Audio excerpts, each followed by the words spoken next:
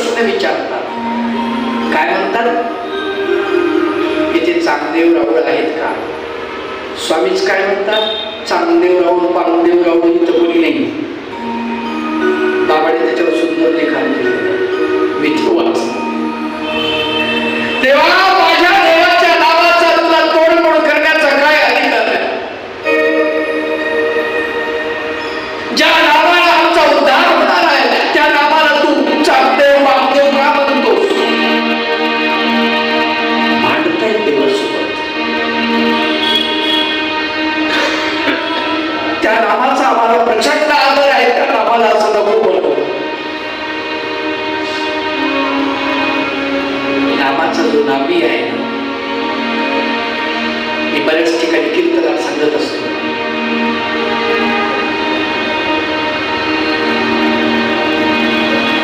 इथे सांगतो, कदाचित मागे सांगितलं असतं, पण इथे आता अप्रस्तुत वाटत नाही, प्रस्तुत वाटते म्हणून सांगतो. आता दिवाळी झाली ना की तुळशीचं लग्न होतं, बरोबर? आणि त्याच्यानंतर लोकांचं लग्न कार्य व्हायला सुरुवात होते. आता लग्न झाल्यानंतर नवे जे जोडपे आहेत, लग्न झालं, वरात निघाली आणि मग ते घरी आले. घरी आल्यानंतर ती नवरदेवाची जी बहीण असते ती दारामध्ये त्या जोडप्याला अडवते, नवरी नवरदेवाला. काय म्हणते? वंश नाव घ्या. काय घ्या? नाव. आता ती जी वहिनी असते ती नाव घेते, पण नाव घेताना तिनं काय हातामध्ये अशी गाठी घेतली का? याचं नाव शामराव आहे, शामराव पाटील, शामराव पाटील, शामराव पाटील, शामराव पाटील, शामराव पाटील अशी म्हणते का ती? नाही, असं नाही म्हणत. एकदाच नाव घेते. अडक्यात पडको, मडक्यात पडको, मडक्यात काहीतरी नाही असं म्हणते ती. आणि हे जे बांधलेलं असतं ना तिच्या पदराला, हे बारीक ऐकतो, बारीक ऐकतो. शब्दाच तिनं नाव घेतलेलं असतं, लाजून मुरदून. त्याच्यानंतर पुन्हा ती इतकं आदरपूर्वक कधीच बोलत नाही माऊली. तेव्हाच संपलं, नवरदेवाचं महत्व संपलं. एकदाच नाव घेते तर आयुष्यभर तिच्या भरण पोषणाची जबाबदारी तो उचलतो. बरोबर आहे? तिची मुलं सांभाळतो, ते याचे मुलं झाले ते नाही का? ठीक आहे, तेवढ्या पुरतं ठीक आहे. पण तिची आई आली, बहीण आली, बहिणीची मुलं, तिच्या भावाचे मुलं, तिचे सगळे नातेवाईक आपले आले तर सोडून द्या नाही का? त्याला काही घेतलं नाही घेतलं तर आपलेच येते, पण तिच्या नातेवाईकाला मात्र कपडे लत्ते सगळं घ्यावं लागतं नाही का? आणि घेतो कशामुळे? कशामुळे? बरं पटपट नाव घेतलं. लक्षात घ्या, एकदा नाव घेतलं तर आयुष्याची जबाबदारी सगळी तो पार पाडतो. मला सांगा, आपण जर भगवंताचं अखंड नामचिंतन केलं तर आपल्या भरण पोषणाची जबाबदारी तो पार पाडणार नाही का?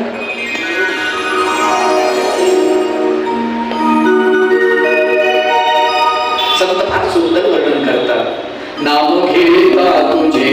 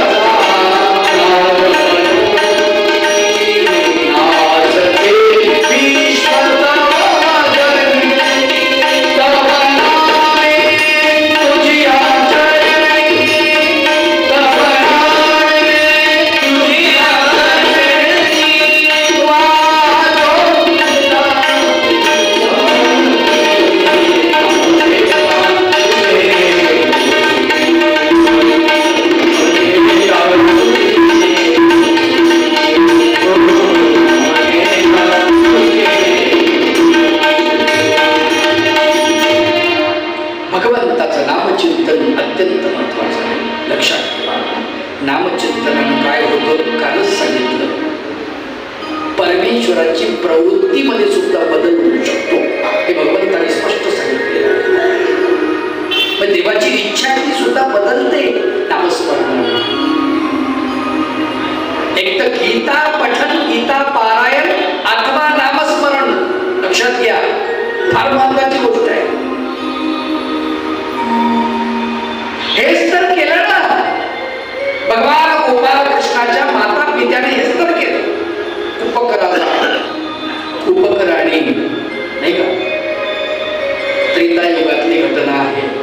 आणि या त्रेतायुगामध्ये एक कुपक राजा आणि कुपक राणी यांना मुलबाळ नाही आहे. आणि मग मुलबाळ नसल्यामुळे तपश्चर्या करण्यासाठी सुतप राजा आणि सुतप राणी यांच्या राज्यामध्ये राहतात. आपल्या राज्यात त्रास होईल, लोक येतील आपल्या भेटेला, म्हणून राज्याची सीमा ओलांडून परराज्यामध्ये जाऊन तिथे झोपडी बांधून राहतात. कंदमुळं वगैरे खाऊन त्या ठिकाणी राहतात. सुतप राजा हा शिकारीला आलेला असतो आणि त्यांनी पाहिलेलं असतं आपल्या राज्याच्या सीमेवरती अलीकडे कोणाची झोपडी आहे, म्हणून ती झोपडी पाहण्यासाठी तो जातो. तर त्याच्या लक्षात येतं प्रत्यक्षात राजा आणि राणी इथे तपश्चर्येला बसलेले आहेत. तो म्हणतो जोपर्यंत तुमची तपश्चर्या पूर्ण होत नाही तोपर्यंत तुम्हाला मी भोजन घालेन, माझ्या भोजनाचा स्वीकार करावा. त्यांनी सांगितलं की नाही, आम्ही संन्यासी वृत्तीनं राहतो, आम्हाला त्याची गरज नाही, आम्ही इथे राहतो, कंदमुळे खाऊन राहू. नाही म्हटले, कंदमुळे आणायला जायला वनामध्ये जावं लागेल, तेवढा सुद्धा काळ तुमचा वाया जाऊ नये, आम्ही सेवा करण्यासाठी येत जाऊ. म्हणजे हरकत नाही, तुमची इच्छा, पण आम्हाला साधं भोजन लागेल. आम्ही राजा आहे म्हणून आम्हाला उत्तम पदार्थ आणू नका. म्हणजे ठीक आहे. आणि मग त्या दिवसापासून तो सुतप राजा या कुपक राजा आणि कुपक राणीसाठी भोजन घेऊन येत. अशा प्रकारचा काळ तो चाललेला आहे. आणि हे तिथं भगवंताचं ध्यान करतात. खर तर परब्रह्म परमेश्वर कोण आहे हेच माहित नाही कुणामध्ये. खरा परमेश्वर कोण आहे हे कुणालाच कळत नाही. त्याने जाणविले आपल्याला कळत नाही. तू जाणविशी कृपावसे तैची जाणीजे. भगवंताला आपल्याला कृपेला वशून जाणवलं की मी परमात्मा आहे, मी परमेश्वर आहे, तरच आपल्याला कळतं अथवा कळत नाही. देवाला स्वतःची ओळख करून द्यावी लागते. गोपाळ कृष्ण भगवंताने स्वतःची ओळख करून दिली. म्हणाले, मला वेद जाणू शकत नाही, नमे विदू सुरगणा प्रभो नमः हरिजय आदिही देवानां महर्षीणां सर्वश. ऋषी जाणू शकत नाही, देव लोक जाणू शकत नाही, मला ब्राह्मण जाणू शकत नाही, मला योगी जाणू शकत नाही, मला मुनी जाणू शकत नाही. मला तोच जाणतो ज्याला मी जाणीव करून दिली. हे का आपण दररोज आरती म्हणतो का? हे का चक्रीधर भगवंताची म्हणतो ना, त्याच्यामध्ये बरोबर आले मायेला सुद्धा कळत नाही. देवाधिकासी न कळे मायादी झाकी डोळे तेथे मानव डोळे पाहती पररूपा चक्रधर स्वरूपा आरती ब्रह्मरूपा आनंद स्वरूपा आरती ब्रह्मरूपा. देवाधिकांना कळत नाही, तेथे मानव भोळे. कोणते मानव? भोळे म्हणजे ज्याच्या ठिकाणी प्रचंड ज्ञान आहे तरी ते म्हणतात, ईश्वरीय ज्ञान आहे तरी ते म्हणतात आम्हाला काही कळत नाही, असे भोळे. लक्षात, भोळे म्हणजे असे कोणते भोळे नाही. नाही तर तुम्ही म्हणतात भोळे म्हणजे कोणते भोळे? भोळे म्हणजे ज्ञानी पुरुष, पण त्यांच्यातला अहंकार गेला आणि ते म्हणतात आम्हाला काही कळत नाही. लक्षात ठेवा, काही कळत नाही असं म्हणणारे पंडित दामोदरांचं वर्णन फार सुंदर आलेलं आहे. ते म्हणतात, जोपर्यंत मी या मार्गाचा नव्हतो तोपर्यंत मला असं वाटायचं ये मार्गीचा मी सगळे ही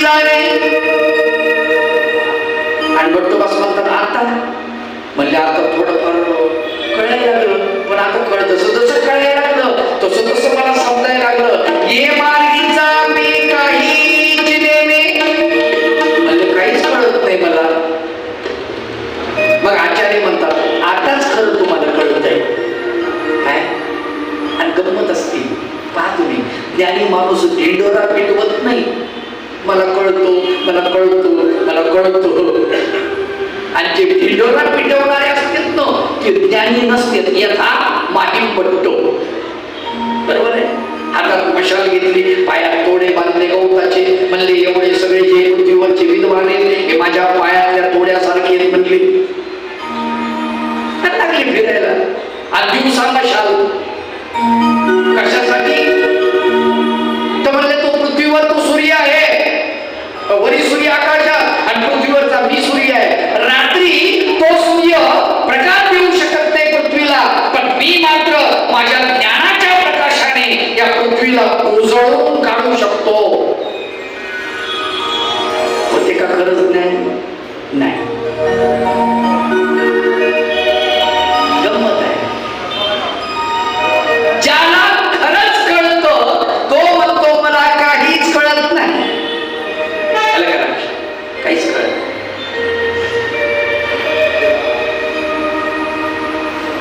हा राजा सुतक राजा त्या कुपक राजाला आणि कुपक राणीला अन्न पदार्थ घेऊन येतात, ते तपश्चर्या करतात.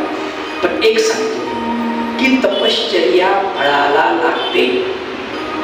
कशी फळाला लागते? एक मानव पंथात सिद्धांत सांगितलेलं.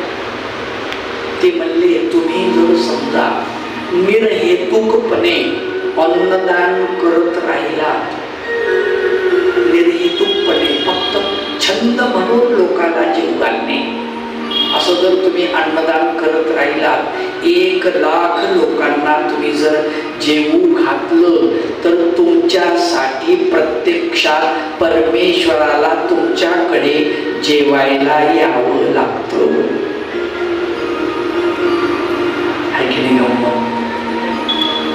म्हणून अन्य धर्मामध्ये सांगितलं जातं अन्न घालावे सर्वाभूती आणि पात्र लागे दैवागती.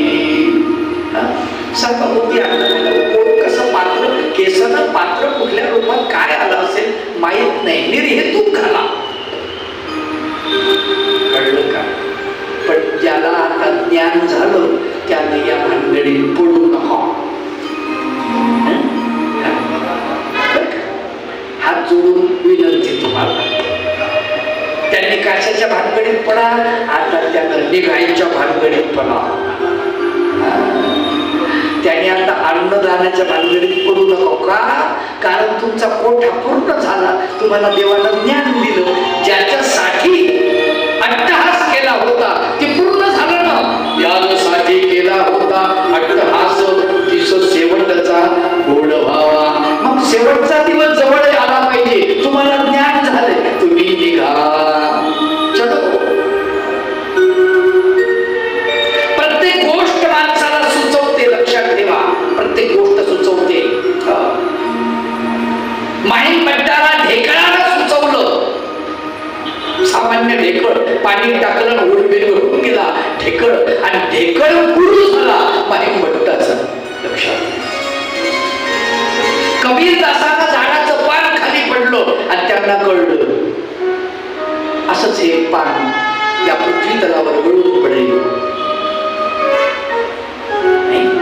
सफरचंद खाली पडलं आणि त्या न्यूटनला म्हणे शोध लागला. कमाल आहे की. किती वेळेस बघितलं आपण खाली पडलेलं फळ, आपल्याला काही शोध लागला नाही.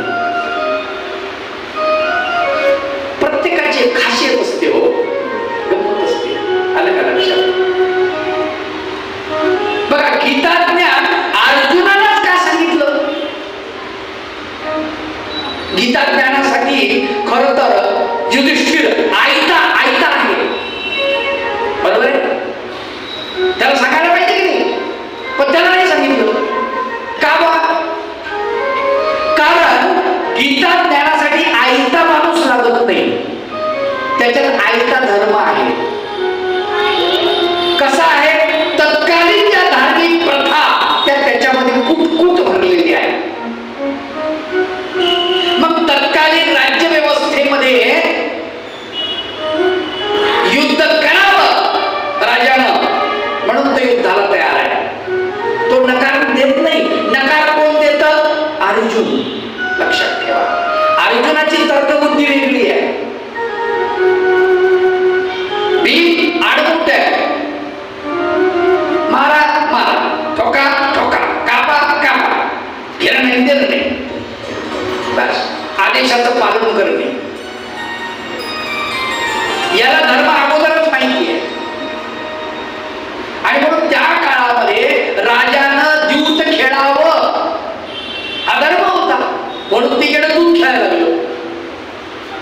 त्याला सांगून उपयोग आहे का? नाही. म्हणून खरा पात्र अर्जुनच आहे. आणि परीक्षा आहे. द्रोणाचार्यांनी परीक्षा घेतली बघा तुम्ही. द्रोणाचार्यांनी सगळ्यांना बोलवलं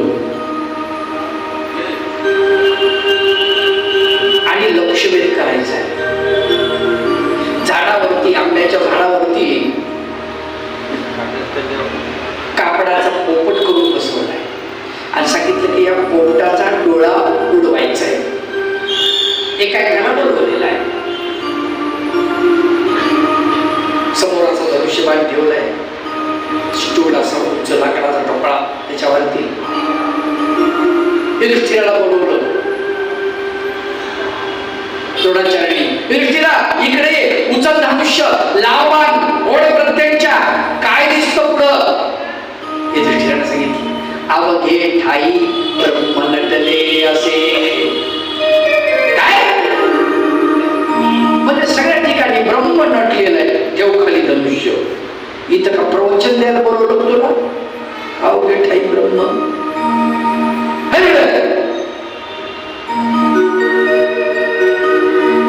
दुर्योधना इकडे ये, उचल धनुष्य, लावान, ओढ प्रत्यंच्या, काय दिसतं तुला? सगळे नालायक आहेत म्हणे. शकही थोडं नाही, शकही चांगला नाही. आणि तुला मी सांगतो काय, तू बोलतो काय? ठेव धनुष्य खाली. तुला काय दिसतं ते विचारतोय मी, तुझं लक्षच नाही म्हणे. ठेवलं काय? भीमा इकडे ये, उचल धनुष्य, लावबाण, ओढ प्रत्यंच्या, काय दिसतो? मायच्या काय आंबे आले उतरले झाडाला. असं वाटतं की सगळी तोडून खावायचं. खादाड कुठलं अक्कल आहे का? ठेव काय? तुला काय आंबे खायसाठी बोलवलं? जेवलं नाही का घरी सकाळी? अर्जुना इकडे ये, उचल धनुष्य, लावबाण, ओढ प्रत्यंच्या, काय दिसतं? म्हणजे मला पक्षाचा डोळा दिसतो. लाभ सोड बाण, बाण सोडला, सुसुक करत गेला.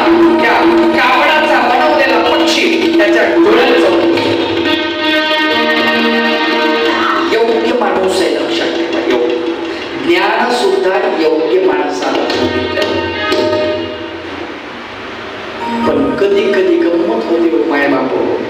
देवाला भरत आग येतं आणि मग त्यावेळेस देव सुद्धा प्रार्थबाई सारख्या भक्ताला निर्वचन सांगून जातात. काय कर उचंबळून आलेलं असतं, उचंबळून आलेलं असतं. प्रार्थबाईसाचे भाग्य आगळे नाही का? तिच्यासाठी निर्वचन भगवंताच्या मुखातून निघाले. परब्रह्म परमेश्वर भगवान गोपाल कृष्णाचं पिता मागच्या जन्मामध्ये तपश्चर्या करतायत. कोणीतरी सांगितलं असेल दत्त नावाची तपश्चर्या करा. कुणी कशी काहीतरी सांगितलं असेल. कुठेतरी परमेश्वर नामचिंतनाचा धागा थोडाफार असायलाच पाहिजे. काहीतरी असेल, अप्रत्यक्षितपणे असेल, प्रत्यक्षित नसेल तर अप्रत्यक्षितपणे असेल. ते चिंतन सुरू. काळ उठला 12 वर्षाचा आणि काळ उठल्यानंतर तिथे विष्णू प्रकट झालेले. कथा नीट ऐका बरं. परमेश्वर नव्हे, विष्णू प्रकट झाले. विष्णूनं दर्शन दिले. आता देवता आहे, प्रकाशमान आहे, प्रकाश स्वरूपता त्यांच्या ठिकाणी आहे. प्रचंड प्रकाश पडलेला आहे. झोपडी प्रकाशानं उजळून निघाली.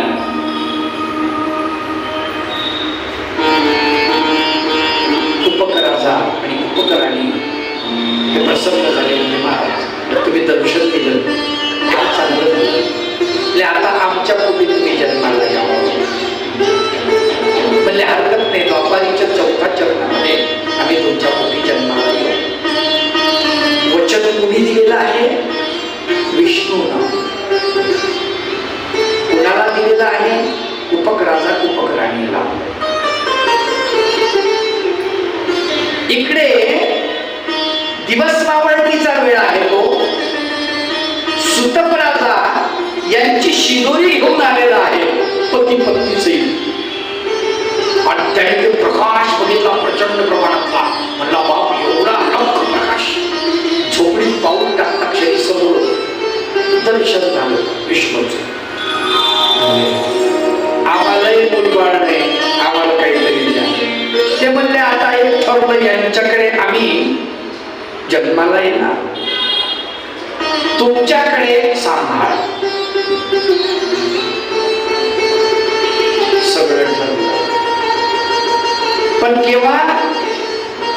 द्वापारीच्या 4थ्या चरणामध्ये. ही घटना केव्हाची? त्रेतायुगामध्ये. किती काळ जाणार? 6 लाख वर्षाचा काळ जाणार आहे. कारण त्रेतायुगाचं शेवटचं चरण चालू होतं. शेवटच्या चरणातला शेवटचा टप्पा. हे 6 लाख वर्ष निघून जातात, 7 लाख निघून जातात आणि त्या द्वापारीच्या शेवटच्या चरणातला शेवटचा टप्पा येतो आणि त्यावेळेस भगवंताचा अवतार. आता बघा ठरलंय काय? विष्णू देवता येणार पक्क. आज सर्वांना हेच माहिती आहे, बरोबर? जग जाहीर तेच आहे. त्रेतायुगामध्ये राजा मुचकुंद हा देवाकडून दानवाच्या विरोधामध्ये त्याने लढाई केली. आणि तो म्हटला मला विश्रांती घ्यायची आहे, मला झोपेतून कोणी उठवायचं नाही. ठीक आहे, पण एक काय, उठल्यानंतर मला देवाचं दर्शन झालं पाहिजे. महादेवानं सांगितलं होऊन जाईल. आता बघा बरं का, तत्वज्ञान बघा, महानुभाव तत्वज्ञान. मायेला सुद्धा कळत नाही परमेश्वराला काय करायचंय, काय करायचं आहे ते. इथे महादेवाला कसं कळलं? 4थ्या चरणामध्ये कोण येणार आहे नाही, म्हणजे विष्णूच येणार हे त्यालाही माहिती आहे. महादेवा सगळीकडून असं पॅक आहे, पक्का आहे. अचानक